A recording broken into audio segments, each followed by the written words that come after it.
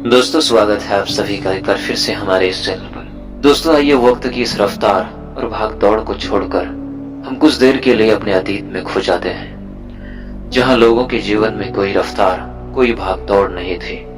जिस दौर में लोगों का जीवन संघर्ष से भरी हुई होती थी, जिस दौर में लोगों की दिनचर्या आज की तरह आसान नहीं हुआ करती थी। दोस्तों, आज के इस आधुनिक समय में बड़े बड़े कारखानों से लेकर खाना बनाने तक की मशीन आ गई है।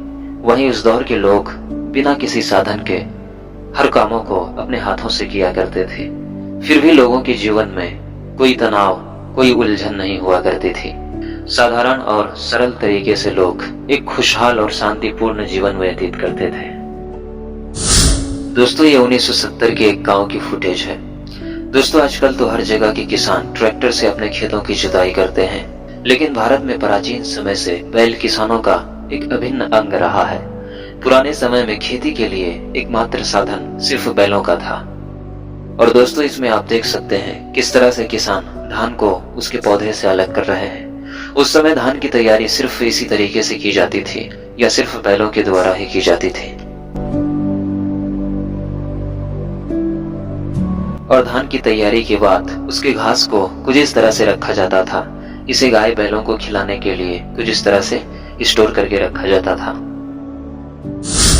दोस्तों, ये 20वीं सदी के शुरुआत की दक्षिण भारत का दृश्य आप देख रहे हैं, जिसमें गांव की महिलाएं नदी से घड़े में पानी भरती नजर आ रही हैं। दोस्तों, आप इस बात से अंदाजा लगा सकते हैं कि उस समय कितनी साफ और स्वच्छ रही होगी नदी का पानी।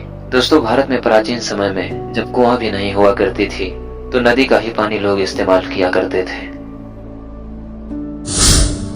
दोस्तों, इसके अलावा आप गांव की सरलता और गांव की रौनक को देख सकते हैं कैसे सभी लोग अपने अपने कामों में लगे हुए हैं। गांव की महिलाएं, पुरुष, बच्चे, जवान, हर कोई अपने अपने कार्यों में व्यस्त है।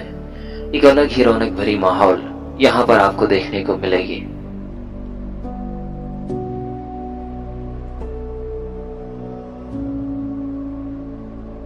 किस तरह से एक किसान अपने कार्यों में लगे हुए हैं और किस तरह गांव की महिलाएं चावल को कूटकर उसका आटा बना रहे हैं।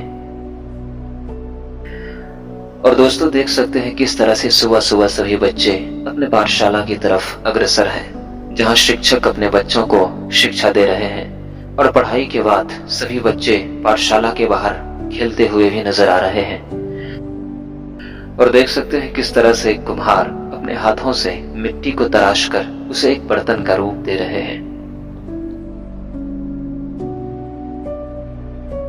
और दोस्तों, देख सकते हैं किस तरह उस समय खेतों की सिंचाई किया करते थे। सिंचाई के बाद खेतों को बैलों के द्वारा हल से गीला करना, फिर उसके बाद धान की रोपाई। और दोस्तों, उस समय अक्सर इस तरह की नाटक कंपनी गांव में आया करती थी, जिसका गांव के लोग बहुत ही बेसब्री से इंतजार किया करते थे। इस नाटक कंपनी के आने से गांव के लोगों में और भी ज्यादा उत्साह बढ़ जाती थी। जब ये नाटक कंपनी गांव में आती थी तो माहौल बहुत ही सुहाना लगता था। चारों तरफ चहल पहल रहती थी।